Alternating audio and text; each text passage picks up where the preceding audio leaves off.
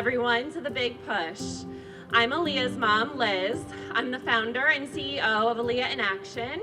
I'm the co-director of awareness of Push for Empowered Pregnancy.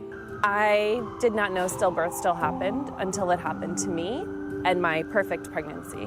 My daughter, Aaliyah Denise Briscoe, was born still December 1st, 2020, 2 miles from here at GW Hospital.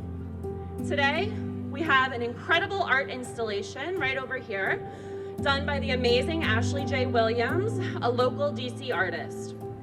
This installation was created with 23,000 baby hats to represent the number of stillbirths a year in the United States.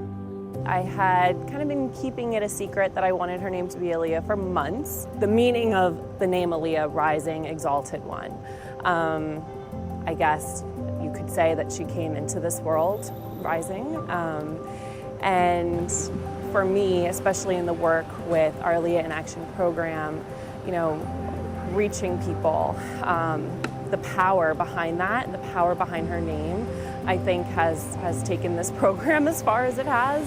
And for that, I'm very proud to have named her Aaliyah. Today, I am sharing some of the items in our self-care packages to give you a little bit more information on the vendors.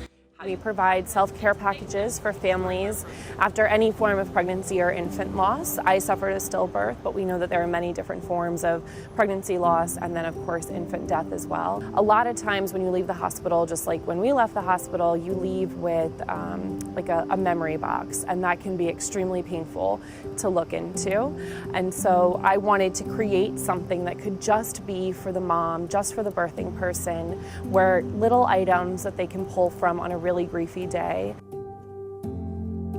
We always planned to start trying after we got married, and we met with a fertility doctor, and they were like, well, what's the wait? Like, what are you waiting for? And we were like, we don't know. Like, we can just go right ahead. Sebastian was born in November, and he died the next day. And I kind of just like found a lot of community on Instagram, like social media.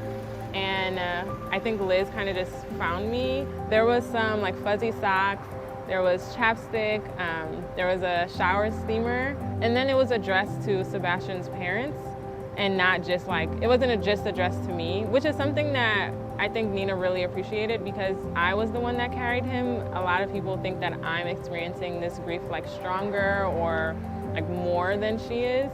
And so it was really nice that the box was addressed to both of us as his parents. I think at the time I was as pleased with my hospital experience as I could have been because I didn't know anything else. When you get home and you realize how lonely and empty you are, I think knowing that you have something for yourself is huge. A lot of my friends and family sent me some of the very items that are in this package. And they didn't make me feel better, and I stress this to everybody, this package is not meant to make you smile or feel better.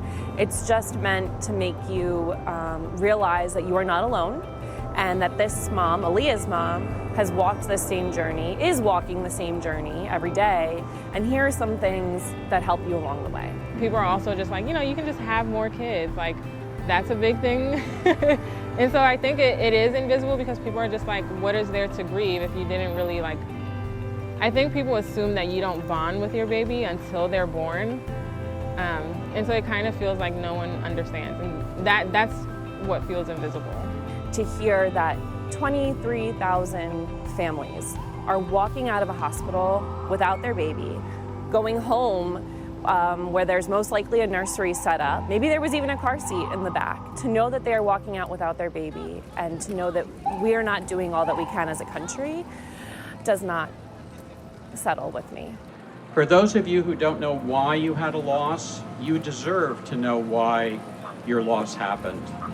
Being told we don't know is unacceptable.